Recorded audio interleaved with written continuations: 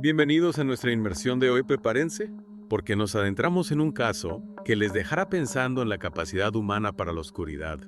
Uf, Vamos a explorar los crímenes de Jamie Osuna, conocido como el Hombre de las Mil Caras.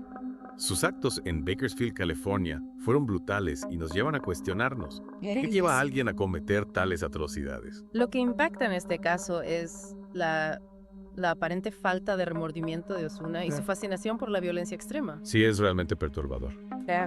Empecemos con el asesinato de Ivette Peña en 2011. Claro. La policía la encontró en un motel Ajá. y la escena era absolutamente horripilante. Más allá de la brutalidad del acto en sí, Sí, lo que me llama la atención es la confesión que Osuna dio después. No solo admitió haber matado a Peña, sí, claro. sino que habló de la experiencia con una frialdad escalofriante. Recuerdo que dijo algo así como, soy alguien que no tiene miedo de darse el gusto sin medir las consecuencias. Exacto. Es perturbador como habla de arrebatarle la vida a otra persona como si fuera algo trivial. Exacto, esa frase nos da una idea de su mentalidad. No hay empatía, no hay culpa. No. Solo una búsqueda de satisfacción personal sin importar el costo. Y esa falta de remordimiento se evidenció en su comportamiento durante la sentencia. Mientras la familia de Peña estaba destrozada por la pérdida, él sonreía, ponía los ojos en blanco e incluso levantó el pulgar cuando le dieron cadena perpetua. Es un comportamiento que busca provocar en controlar, intenta minimizar el dolor que causó, Sí.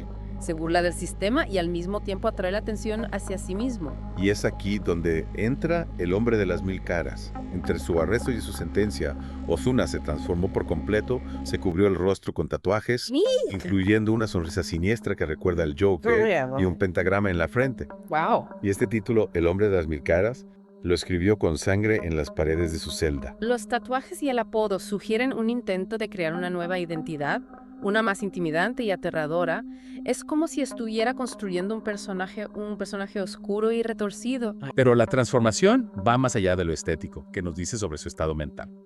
Podríamos interpretarlo como una forma de deshumanizarse, de crear una barrera entre él y el mundo, una armadura psicológica para justificar sus actos. Y lamentablemente su historia no termina ahí. En la prisión estatal de Corcoran cometió un acto aún más horrendo. Su compañero de celda, Luis Romero, fue encontrado decapitado y mutilado. Dios mío.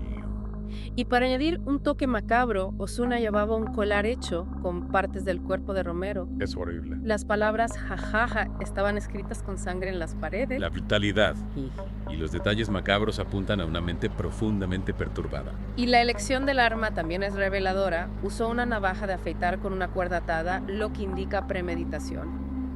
Osuna tuvo tiempo de planear el acto, de conseguir el arma y adaptarla para sus propósitos. Todo esto nos lleva a la pregunta de su salud mental.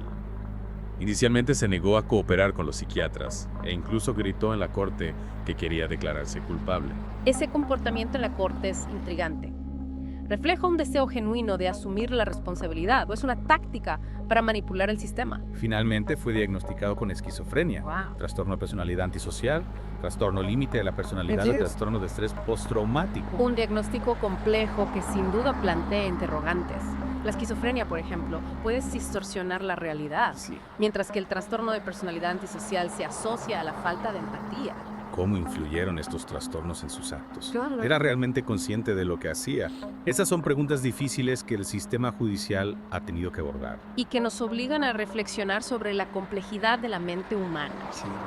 ¿Qué combinación de factores biológicos, psicológicos y sociales puede llevar a alguien a cometer actos tan atroces? Es una pregunta que nos deja con una profunda sensación de inquietud. Y mientras intentamos comprender la mente de Osuna, hay un detalle que no podemos ignorar.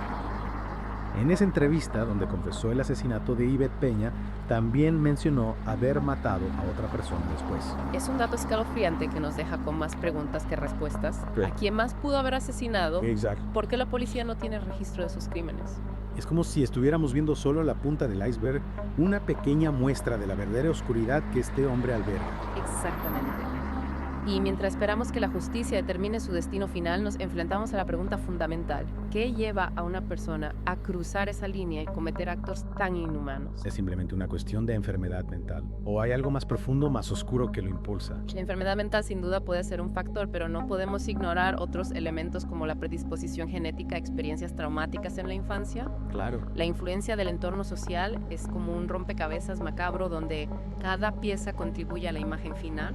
Y lo que hace que este caso sea aún más inquietante es la frialdad con la que Osuna actuaba. No mostraba remordimiento, sino que parecía disfrutar del dolor ajeno, como si buscara notoriedad a través de la violencia. Esa búsqueda de notoriedad es un elemento clave. Es posible que haya una necesidad de control de poder Sí. que se manifiesta a través de la violencia extrema. Y toda esa transformación física, los tatuajes, el apodo, el hombre de las 1000 caras, parecen formar parte de esa construcción de una identidad macabra. Sí, Podríamos decir que está representando un papel. sin duda hay un elemento de teatralidad en sus actos. Jaja. Pero también podríamos interpretarlo como un intento de distanciarse de la realidad, de crear una barrera entre Jamie Osuna el individuo y el hombre de las 1000 caras, el monstruo que ha creado. Es una dualidad aterradora. Por un lado tenemos a un hombre con un diagnóstico complejo de enfermedades mentales. Sí. Por otro, vemos a un individuo que planifica sus crímenes, que manipula el sistema y que busca la atención a través del horror. Y esa es la paradoja que nos confronta este caso. ¿Hasta qué punto podemos separar la enfermedad mental de la responsabilidad individual? Exacto. ¿Es posible que alguien tan perturbado como Osuna pueda cambiar? Son preguntas que obligan a reflexionar sobre la naturaleza humana, sobre la delgada línea que separa la cordura de la locura. Y que nos recuerdan que a veces la realidad puede ser más aterradora que cualquier ficción.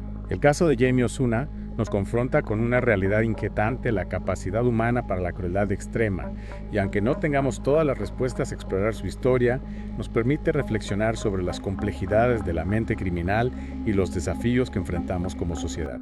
Sin duda, el caso de Osuna no se limita a los crímenes en sí, sino que nos obliga a cuestionar cómo abordamos la intersección entre la enfermedad mental, la violencia y la justicia. Es un debate complejo y delicado. ¿Cómo castigamos a alguien que podría no ser completamente responsable de sus actos? ¿Cómo protegemos a la sociedad de individuos que representan un peligro claro? Y más allá de las cuestiones legales queda la pregunta que nos perturba a nivel humano. ¿Puede alguien como Jamie Osuna, con un historial tan violento y perturbador, cambiar alguna vez? Es difícil imaginar un cambio real después de actos tan atroces, pero también nos hace pensar en las limitaciones del sistema penitenciario.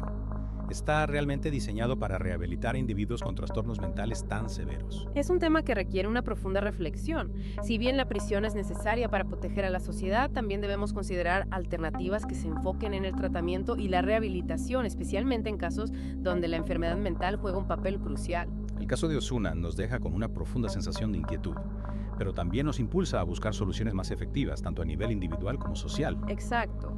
Debemos comprender mejor la complejidad de la mente criminal, invertir en la investigación y el tratamiento de enfermedades mentales y crear un sistema judicial que pueda abordar estos casos de manera más justa y humana. Este deep dive nos ha llevado a través de la oscuridad del alma humana, explorando la brutalidad, la locura y la búsqueda de identidad en los lugares más macabros. Esperamos que esta inmersión en la historia de Jamie Osuna les haya dejado con una nueva perspectiva sobre la fragilidad de la mente humana y el desafío constante de buscar justicia en un mundo imperfecto. Gracias por acompañarnos en esta inmersión.